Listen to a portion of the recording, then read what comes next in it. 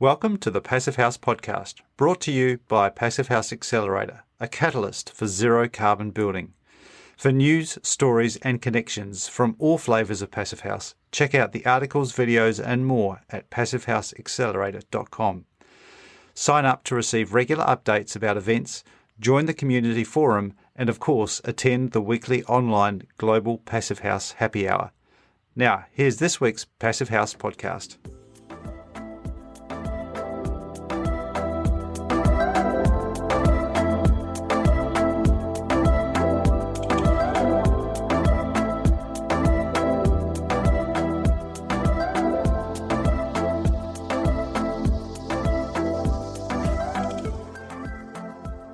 Hello and welcome back to another episode of the Passive House podcast. I'm Matthew Cutler-Welsh, coming to you from Auckland in New Zealand, and I'm joined today by Meleny and Ilka. Where are you coming from, Mary? I'm in Northern California, where we're having a lovely spring, but we have had our little taste of our changing summer because we did have a fire in the neighborhood. Yeah. But it was contained rapidly, so that was the good news. That's good. Yeah, things getting warm. And Ilka, whereabouts are you at the moment? In Philadelphia, in Germantown, and we just had our first hot and humid week here, but it's going to cool down a little bit. And looking forward to heading to the other Germany fairly soon. Oh yeah. Less than 2 weeks, I'll be in Germany. And I'm very, very excited about it. I've been able to go, of course, last year. So, I'm happy. Physical travel. And Zach is not with us this week because he's actually physically traveled to the North American Passive House Conference, which is fantastic that's been able to happen as a hybrid event this year. So lots of people getting back together physically. Hopefully social distancing, but also online as well, and some amazing speakers in the lineup there, which will have happened by the time this podcast comes out. But great effort as always by the team there. All right, before we get into today's great interview, we've got a few people to thank for helping make the Passive House podcast possible. Mary, do you want to give us a rundown of our fantastic sponsors? Our fantastic founding sponsors are 475 High Performance Building Supply, Baxt Ingwe Architects, Mitsubishi Electric Train HVAC US, Partel, Glavel Foam Glass Gravel, Minutair, RDH Building Science, Rockwool, Stow-Corp, Zola Windows. Our champion sponsor is SIGA, and our stakeholder partner is NYSERDA. Awesome. Thank you, as always, to our fantastic sponsors, and also to you, the listeners, who help make this podcast worthwhile. And also don't forget, and I'm sure a lot of you do, participate in a lot of the activities around the Passive House Accelerator, not least of which is the weekly Global Happy Hour, which is a great way to engage with the community. Mary, Ilka, I love the fact that you join us on a regular basis and bring us fantastic guests, just quite different, I think, sometimes as well as to what we're used to. And that's particularly the case for this week's guest. I really enjoyed listening to Meleny. So, Ilka, can you give us a quick introduction to who Meleny is and what she's all about? Mm-hmm. Yeah, so we're very excited that we could talk to her and have this interview with her. She's working on a project, a passive house project, or the intention is to build passive houses for affordable housing in Baltimore. And she's working with the South Baltimore Community Trust. She's actually the director and in charge of development without displacement, which is very great. She is the executive director of the South Baltimore Community Land Trust, and she has over 15 years of experience of serving youth and families and building community-based organization. She's very impressive. She holds a bachelor's in psychology, a master's in nonprofit management and leadership, and is currently finishing her dissertation in public policy and in administration with a specialization in nonprofit management and leadership. And she is also an author. She's a poet, a speaker, an inspirational coach, and entrepreneur. And she actually has a book that's available on Amazon. So, wow. Yeah, quite some background, right? So we were very, very excited about talking to her about her project. Well, let's get into it. This is Meleny Thomas, and we'll be back to discuss this interview afterwards. So thank you all again for the invitation to be part of this discussion. And South Baltimore Community Land Trust, we were officially established in 2018. However, we've been doing grassroots organizing and community work since 2011. So we really were formed from the youth organizing around environmental injustice and access to land, and figuring out what and how communities can have a say in what happens to properties in their community and land in their communities. And then also, how do people get access to quality, affordable housing?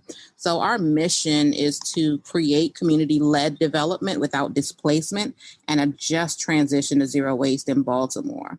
As I said, we developed out of a decade of grassroots and youth-led organizing that uplifted the need for a democratically controlled organization capable of implementing a vision for development that meets shared needs for quality housing, good jobs, and a healthy, safe environment.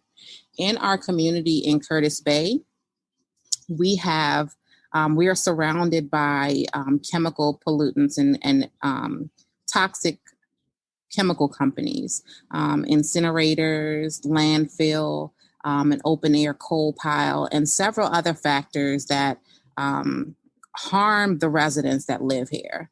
And I myself, I did not say this earlier, but I'm a resident in Curtis Bay, and that's how I initially got involved with the youth work, where they raised and they found out about a proposal for another incinerator that was being proposed to be built in our community on a vacant piece of land.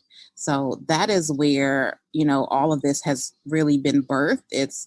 We grew out of uniting around a struggle and an issue that we saw in the community, where historically Blacks are displaced because of the need for industry and, pollutants. So we wanted to be able to have a seat at the table, to be part of the discussion, and really be part of the change that we so need to make Baltimore more equitable as a whole. Great. So have you been director since 2018? So we were formed in 2018. We didn't officially hire or start. We built the organization literally from the ground up in 2018, and well, even before that, planning, getting everything in place, and then in December of 2020 was when we actually started to hire, and were hired. So that's when you officially became director. Yes. And it's a nonprofit structure, correct? Yes, we are 501c3 nonprofit. And so I imagine part of that organizing was fundraising. Yes. So part of the organizing was creating the Affordable Housing Trust Fund in Baltimore City.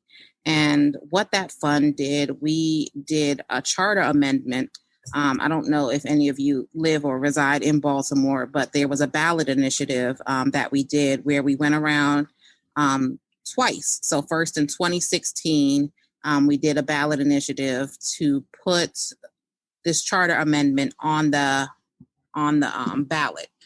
And what it called for was the creation of the Affordable Housing Trust Fund, which is a tool to support truly permanently affordable housing initiatives, and with Community Land Trust as a top recipient and focal point of this fund.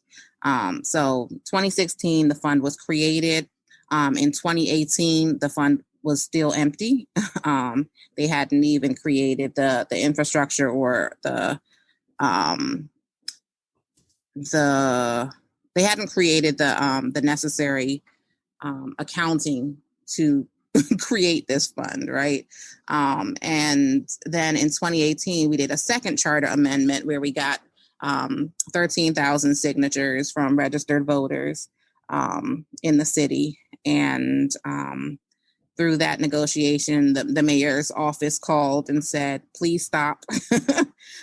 Please stop getting signatures. Let's come to the table and figure out a deal. So the fund, what we were calling for was 20 million, well, actually 40 million in 2020.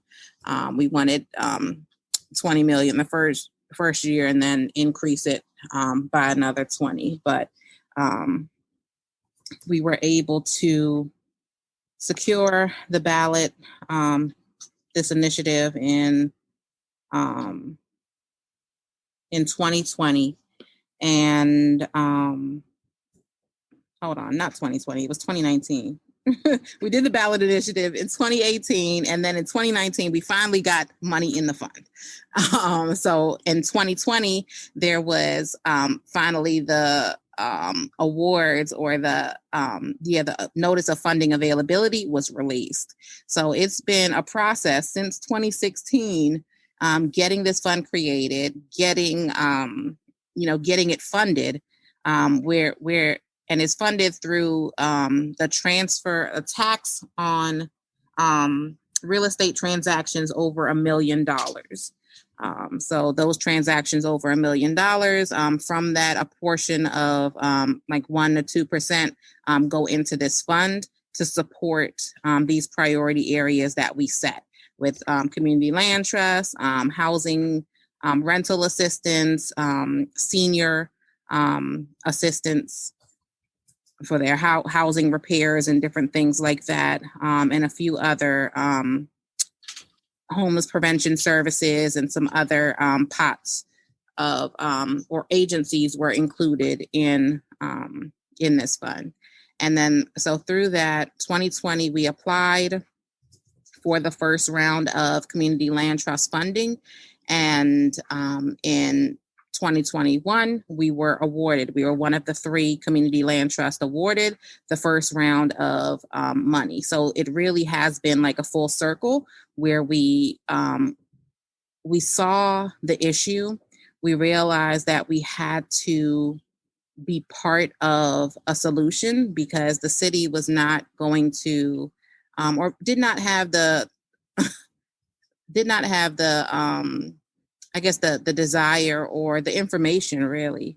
I can't say it's not a desire, but they didn't have the information to set up a fund like this to support truly affordable housing.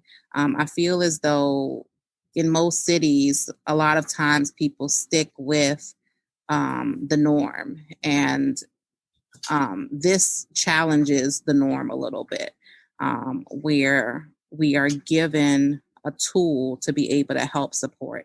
And we know that it definitely is not enough money right now, but it is a start, and a start in the right direction. So, and then with the funding that you received, you were able to purchase the land, correct? That is correct. Yep. In 2019, we purchased 8 lots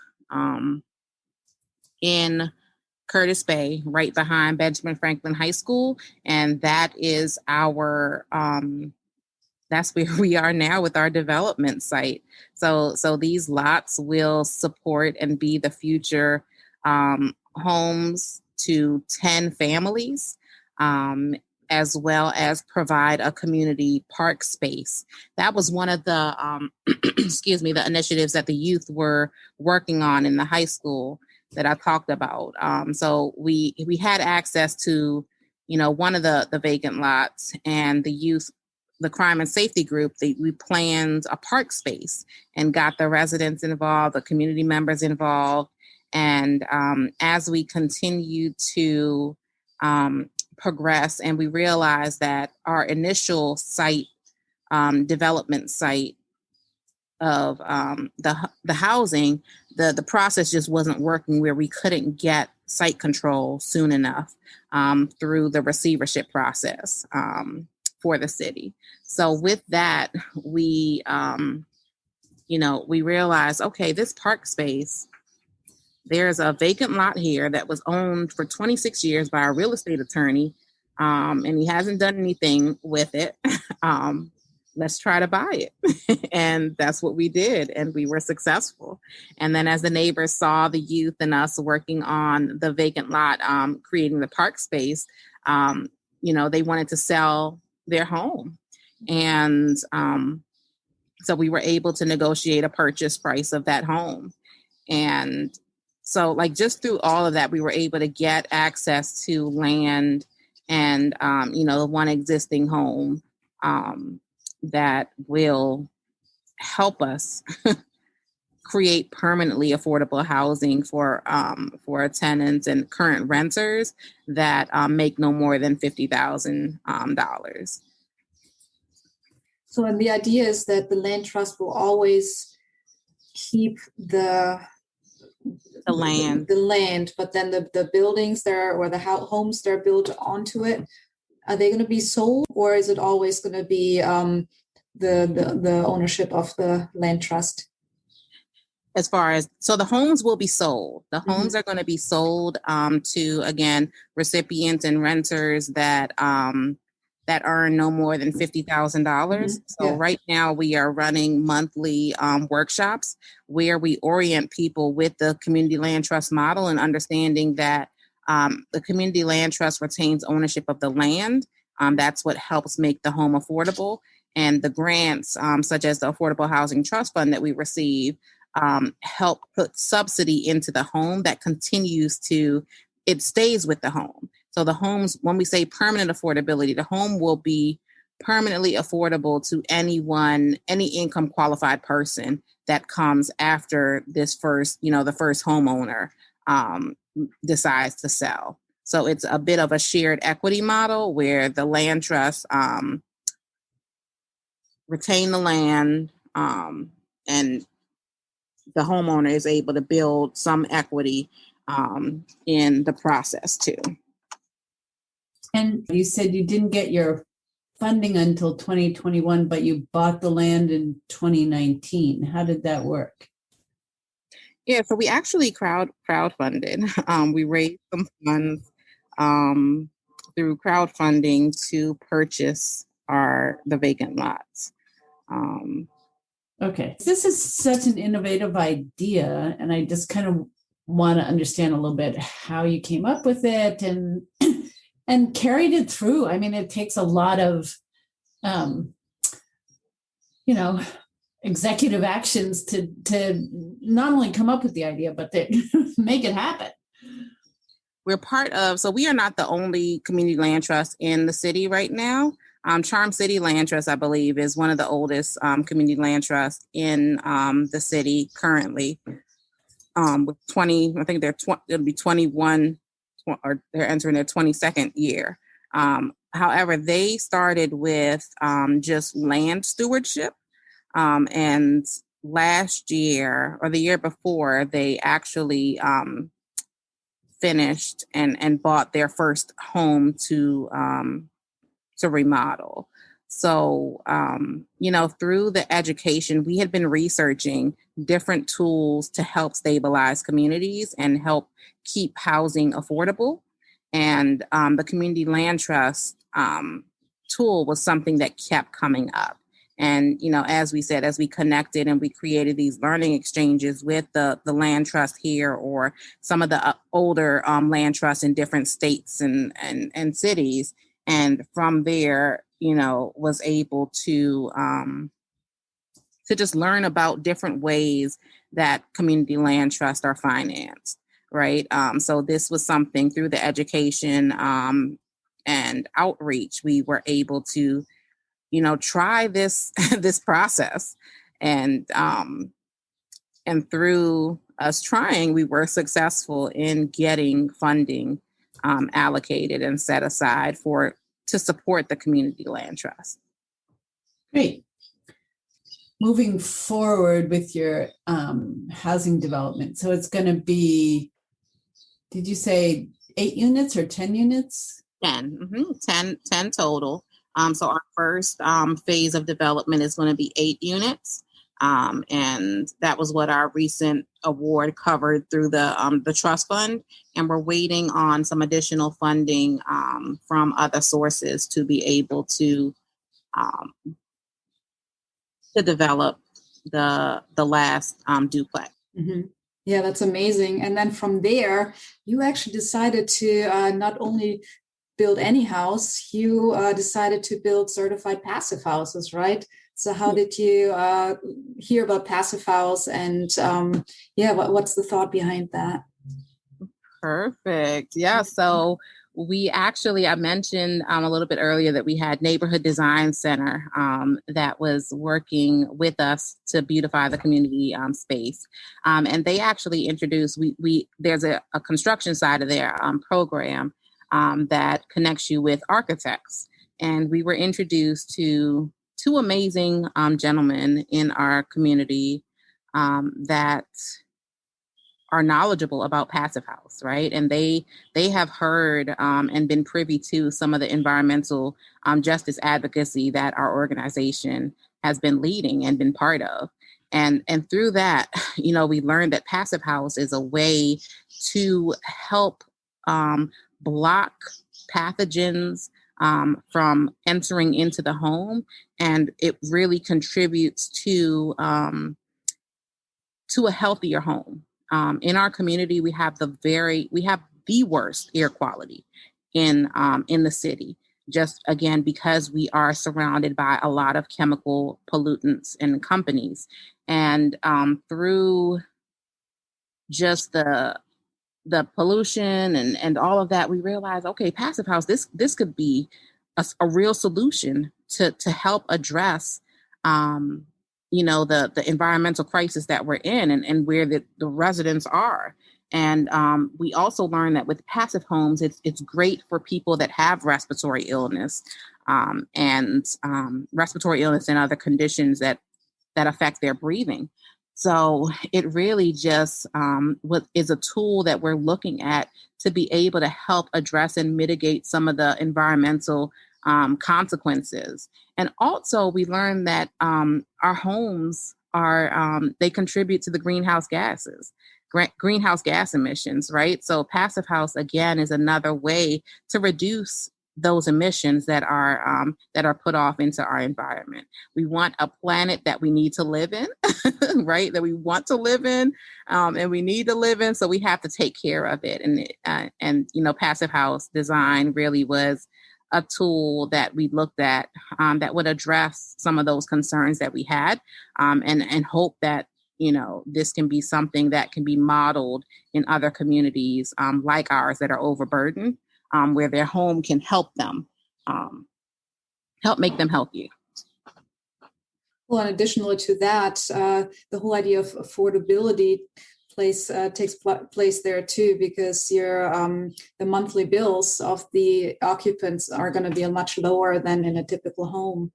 Absolutely. So that was another bonus of choosing, the passive house design, because it is something that where the home will be regulating itself, it reduces the energy consumption and energy costs for the homeowners.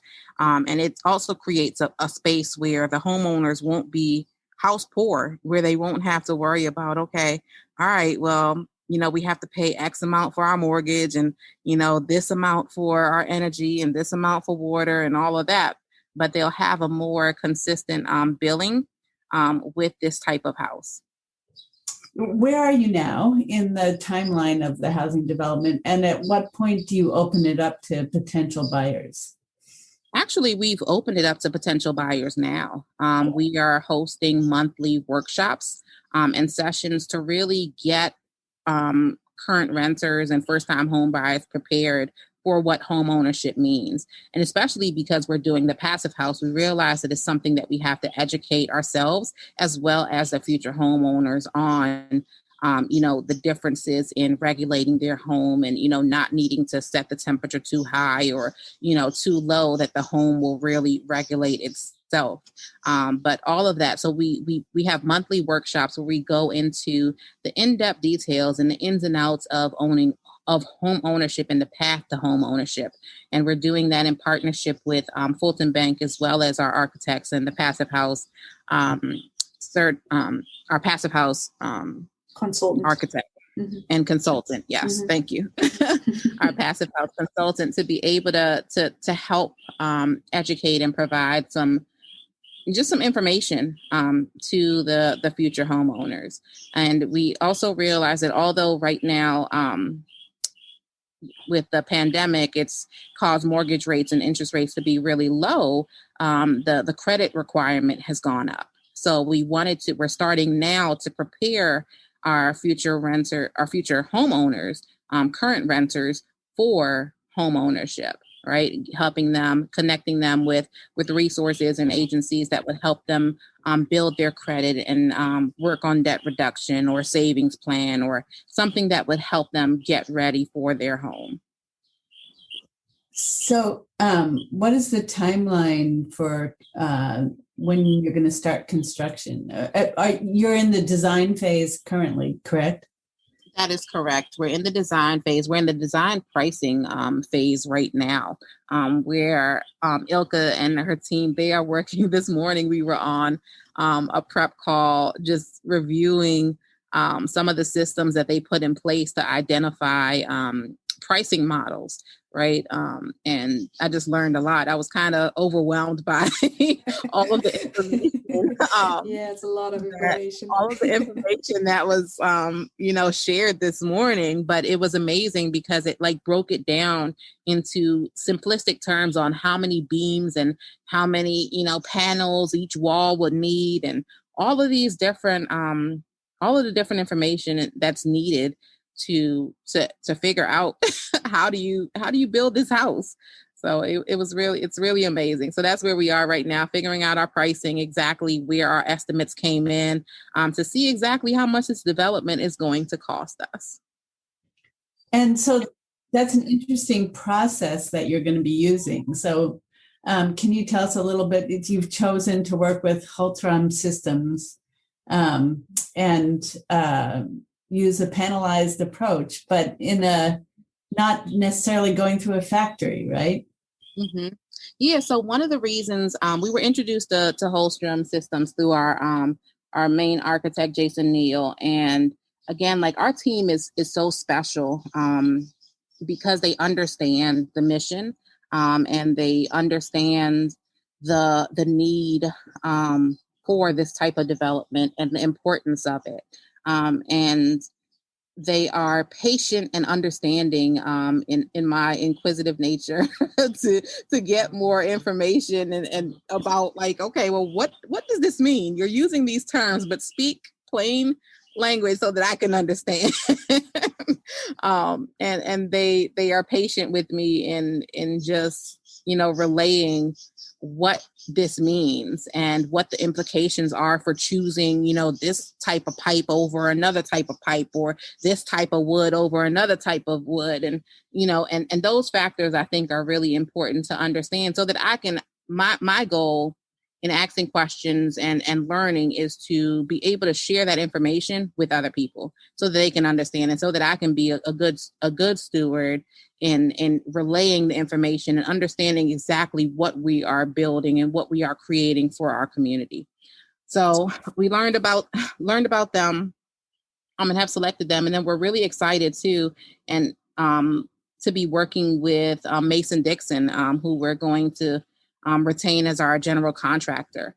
And the panelized approach really is a way for us to be able to offer training opportunities for local hiring and efforts to be able to teach people, again, like the stuff that I'm asking about as I'm seeing these examples and stuff, so people can learn and hopefully walk into a career that they may have never thought they were interested in, or may have never known they would be interested in if they had not had that experience.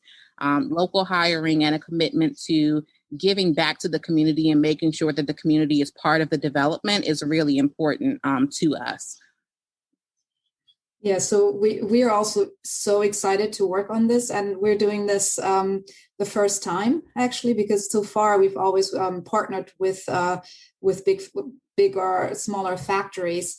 And the more we started talking to Jason and Timmy Aziz, he's the Passive House consultant, the more it became clear that the right way to really look at this is to include and educate as much local labor force as possible. So the idea really is for us to do all the modeling that we typically do, but rather than spitting out some kind of data files, we are actually generating just basically shop drawings of panels that anyone can really build. And we're just kind of working through detailing for air tightness with Mason-Dixon eventually to see what is the best way for them to build these panels and to air seal everything. And then, just kind of include and educate as much of anyone around as possible. So we're so super excited about it.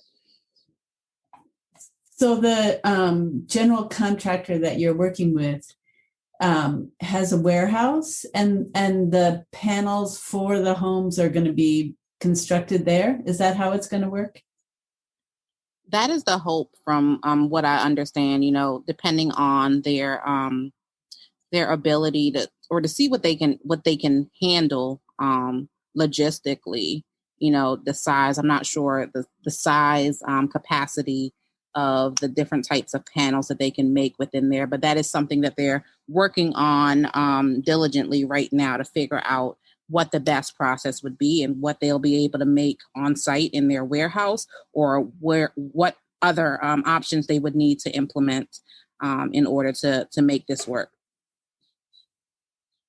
That's really exciting. I mean, this is jumping ahead a little, but assuming that the local workforce gets training in dealing with that, I can easily imagine that there would be applications for fixing up existing homes using maybe panels to, for homes where the walls really need beefing up. Mm-hmm. So that's exciting. Absolutely. Yeah. It's all part of the plan.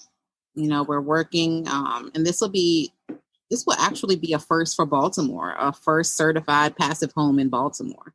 So I feel that we're on the path to creating possibilities for, ways to mitigate and help communities that are overburdened with toxic pollution, to give them a healthier environment to live in. You had mentioned that your community is a red line community, or in the past was a red line community, and that your strategy is hopefully, moving forward from the injustices of being part of a red line community and providing community benefits to your neighborhood, right? Absolutely, that's correct. We still are part of the red line within Baltimore, and it's evident in the way that we see development, that we see how communities are able to get access to land and homes and all of those different things. So there are different factors that we need to consider and take into account when we're thinking about how do we get it right. The years of just injustice that majority minority communities have had to face, especially when it comes to land being taken away from them and all of that. So one of the things that some of our other partner allies are looking at are land reparations, getting back community access of land, especially for minority communities and people of color, and helping them get access. Another reason why we've chosen the community land trust model is because of the ability to stabilize and help lessen foreclosure rates. Right? Among redline communities, there's an increase in foreclosure and people just not being able to afford to live in their home. The subprime mortgages and all these different things that have taken advantage of people and put them in horrible positions to be able to have to choose between their home and, their life, pretty much. So this tool really looks at addressing and helping to stabilize the community, where it lessens the burden and what historically they found with community land trust. After 5 years, typically in a traditional mortgage, there's more foreclosures. But with community land trust models, that isn't the case because there's that community part where we consistently provide that ongoing stewardship to help the residents manage and manage, being a first-time homeowner and working through the challenges of all that it comes with owning a home. And are there any subsidies in place in Baltimore for Passive House or Energy Star or Net Zero? Have you looked into that? We have looked into some, and we have so there are some that we are aware of, and we're planning on our approach to how do we get access to those, because like this Passive House design is really the top of the line standard. It's the maximum standard that you can obtain for a house and for a home. So we're hoping that we would be able to get additional subsidy and support to help keep this home affordable permanently, and understand that, with people donating or, contributing to this project, it stays with the home. It won't, say the homeowner stays there for 10 years. That next homeowner, they are bound according to the Affordable Housing Land Trust Agreement to sell that home to another income qualified person. So it stays affordable continually, right? So it isn't something that would just, we're giving this money to, the land trust and then that's it. No, your money continues to give. and that's what we try to tell people, that, when they're supporting, when they're giving us grant awards and different things, it continues to sustain and keep the home affordable for generations to come. And that is what we really need to continue to see in our communities. We want people to be able to build equity. We want families to be able to stabilize themselves, right? And this is a tool and a way for them to do that. Yeah. Do you already have your eye on the next projects? We actually are. We definitely are. And so initially our first project was homes that were burnt and unfortunately displaced several families in Curtis Bay. The fire happened. It started in a vacant in 2017, I believe. And from there, it spread to displace 8 families. So 10 row homes burned from there. And, to this date, the homes are still vacant. So that is one of the sites that we're looking at going back to and getting access and control of the land. With other projects and just even this project, getting control and the ability to get access to to land and site control is vital, because for grants and other things that we would be looking at, we need to be able to show that we have site control. So that is something that we're talking with, city council and other members about, is making sure and figuring out a path for community land trusts and other affordable housing initiatives and developers to be able to get access, limit and erase those barriers that restrict true affordable housing development that will, that has the community at heart. Before we go, I wanted to ask you about this quote in your email signature. Anyone who thinks they're too small to make a difference has never been bit by a mosquito. And I love that. Can you tell me why you put that in your signature? Of course. So I love the quote. I love quotes. I've written several books and, just poetry and empowerment and stuff. And this quote I came across and it just really spoke volumes to me. And the person that wrote the quote, she actually wrote it in her book. It's a memoir about her grandmother's life. And to me, it says that if we think that, or if we limit ourselves based on our education, our, socioeconomic status, or just background period, and think that we can't make a difference, we are wrong. As long as we make up our mind and put ourselves in the position of people that are willing and able and capable of teaching us, then there's no limit to what we can do and what we can become. So I put that in my signature line to remind people that I am just a regular person doing anything and everything that I can because I can, right? And because the opportunities are available, and they were not available for my ancestors. They were not available for everyone that has gone before me. So for me, it's really a reminder to just let people know, don't ever doubt your ability. Don't ever doubt your knowledge or whatever. As long as you have a desire to learn, you can do and be anything you desire. And that's why I love it.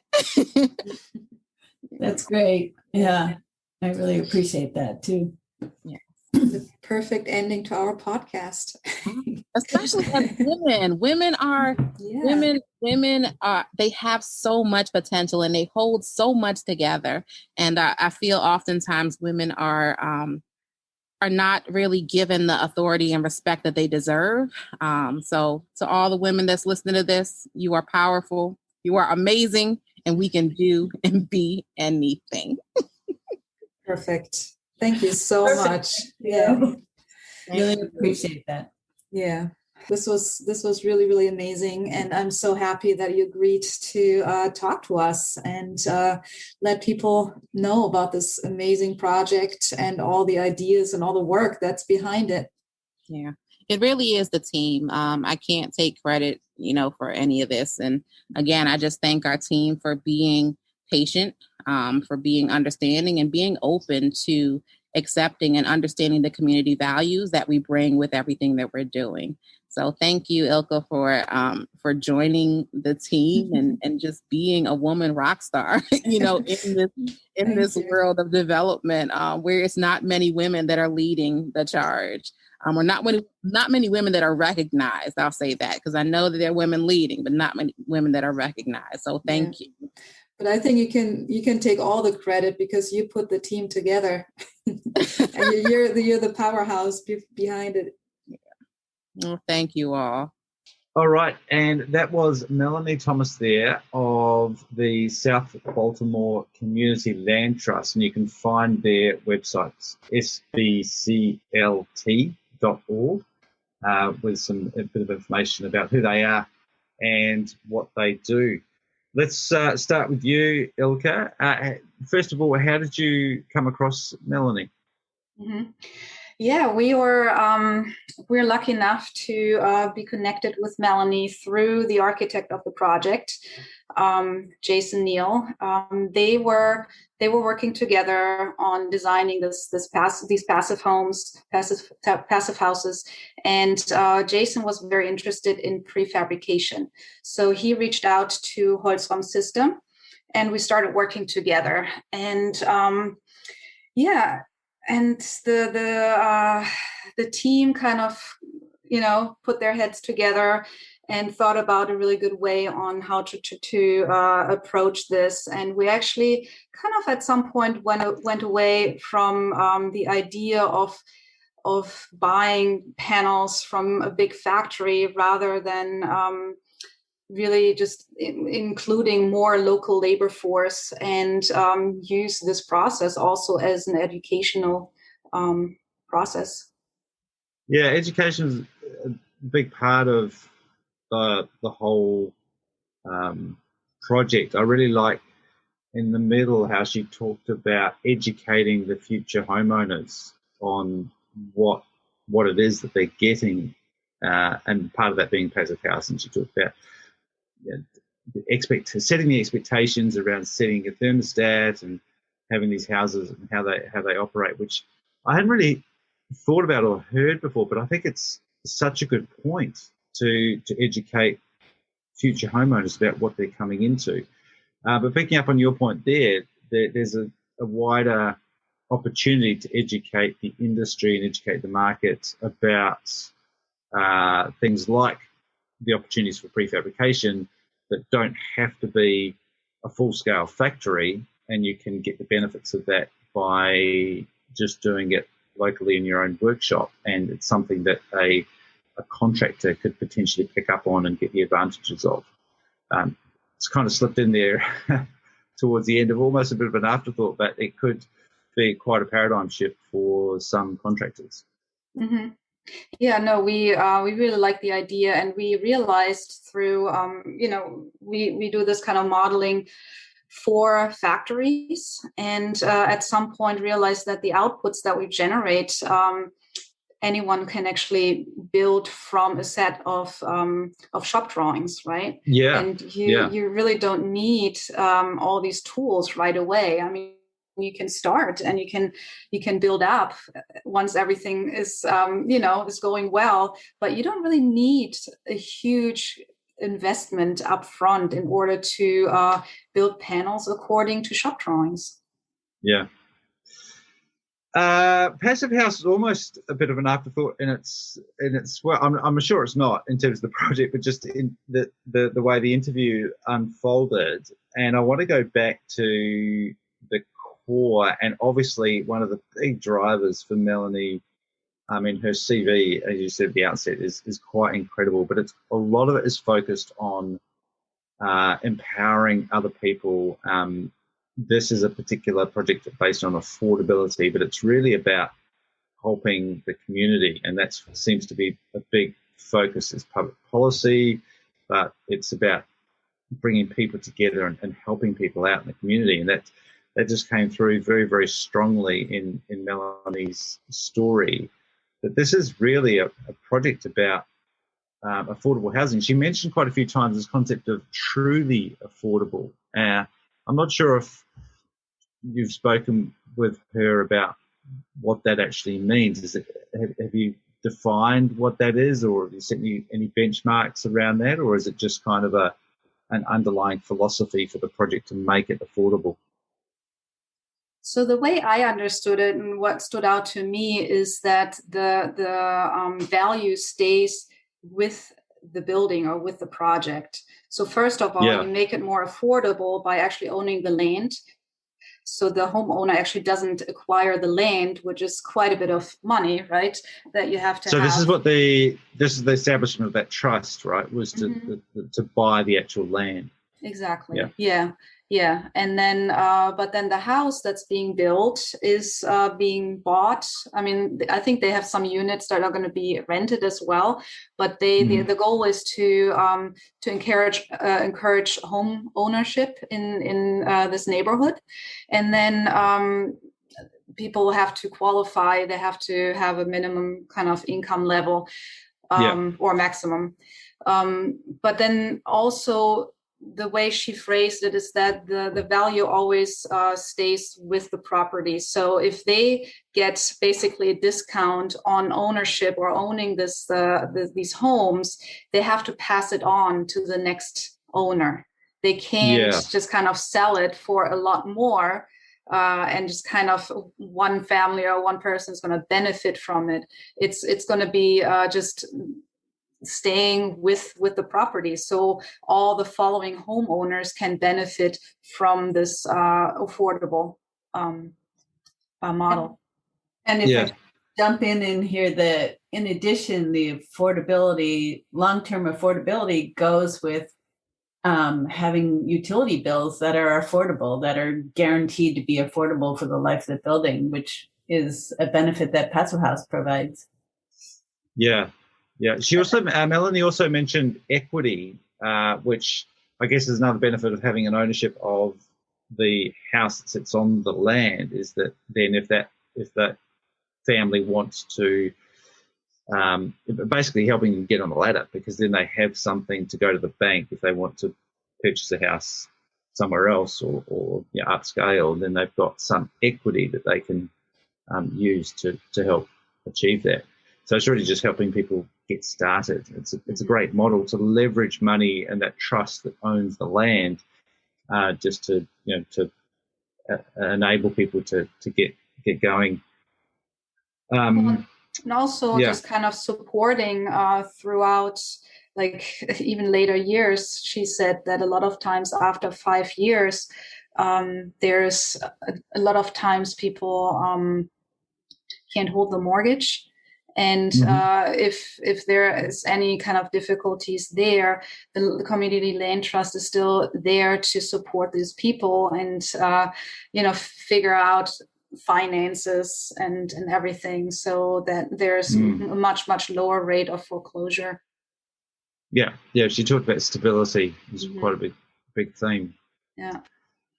And the main thing that the main motivator the first time she mentioned Passive House was health, and particularly around pollution and better air quality to help people live in a more healthy environment, which I thought was really interesting because there was hardly any mention there of energy efficiency, which obviously is another benefit, but the real driver was all about health.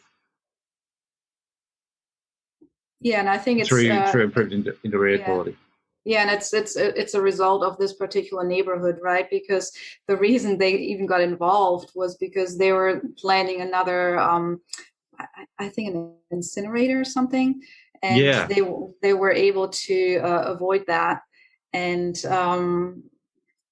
I think, this is a huge topic in that particular neighborhood, and how do you help the people stay healthy, and Passive House is definitely one way to do it.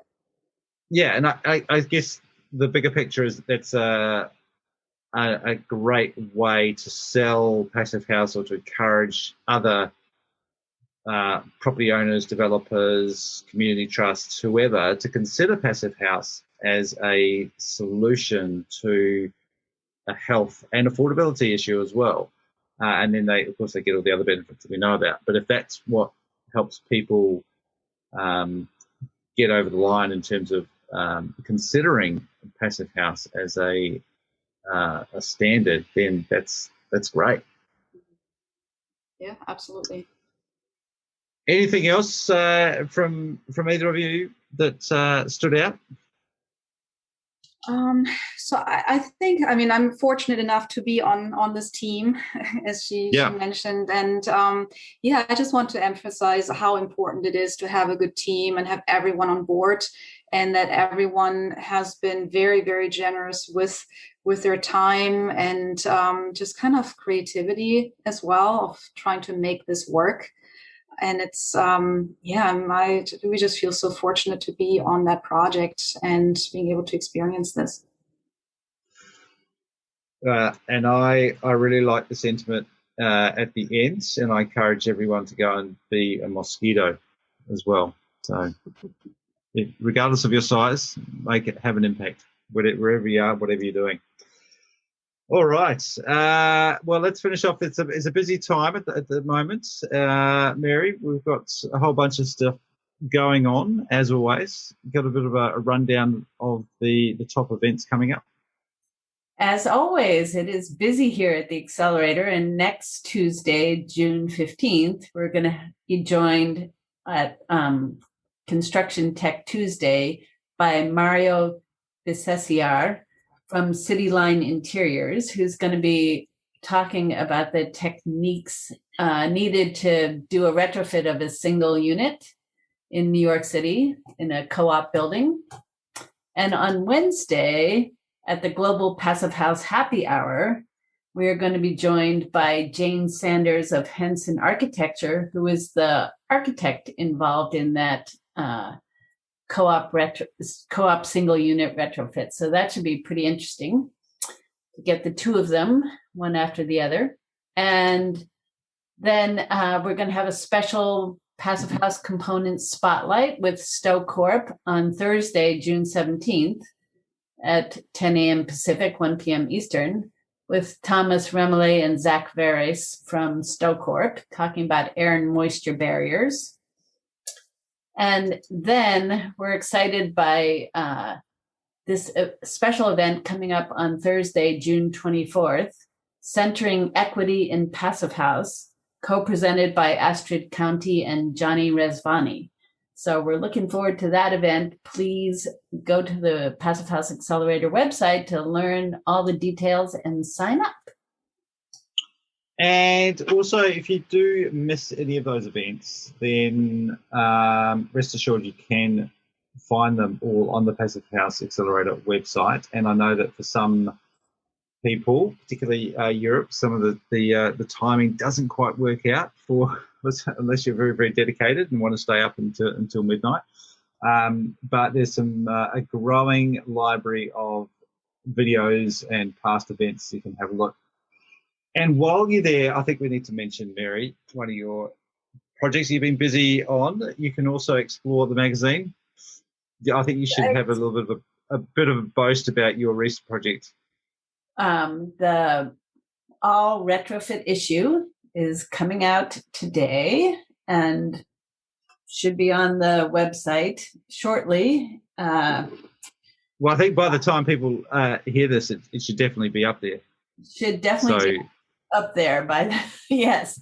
And it's pretty exciting. I'm especially excited about the number of industrializing retrofits programs that are underway, and I have quite a long section on that because I just think it's so important for all of us to be figuring out how to increase the numbers of retrofits that are being done. This one retrofit at a time approach isn't getting where we need to be effectively. And so I'm excited that there are programs all over trying to unlock a faster, more efficient approach to retrofitting. And I'm excited that is all free. That's an impressive publication, jam-packed with amazing articles, pictures, and like a lot of our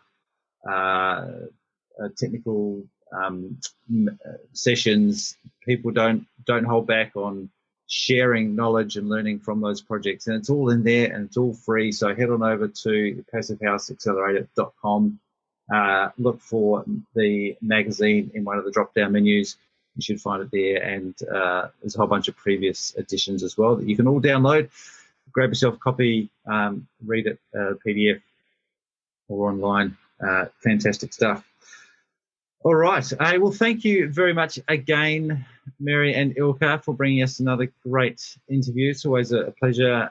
You find some incredible women, particularly out there, doing some amazing stuff, and it's very, very inspiring. So thank you. We look forward to having you back again on the Passive House podcast sometime soon.